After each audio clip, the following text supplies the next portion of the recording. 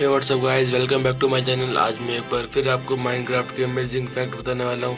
तो अगर आप माइनक्राफ्ट के क्रिएटिव क्राफ्टिंग टेबल में जाकर ये स्टड एमराल्ड है जो भी है, इसको आप कुछ इस प्रकार रखते हो, एक कुछ इधर कुछ ऊपर कुछ नीचे और इसको रखते हो और बीच में इसके सिंपली ग्लास रखते हो तो ये आपको 10 ग्लासेस देता है। जैसे मैंने अभी यहाँ किया तो मुझे यहाँ बहुत सारे 10 ग्लासेस मिल गए और ये 10 ग्लासेस प्रकाश को अपने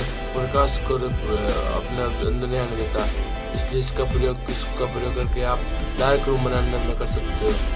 इससे आप डार्क रूम बना सकते हो, जैसे कि मैं अभी बनाने की कोशिश कर रहा हूँ।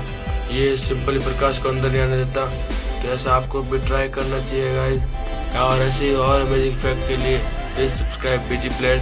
Thanks for watching. मिलते हैं नेक्स्ट अमेजिंग फैक्ट की वीडियो में।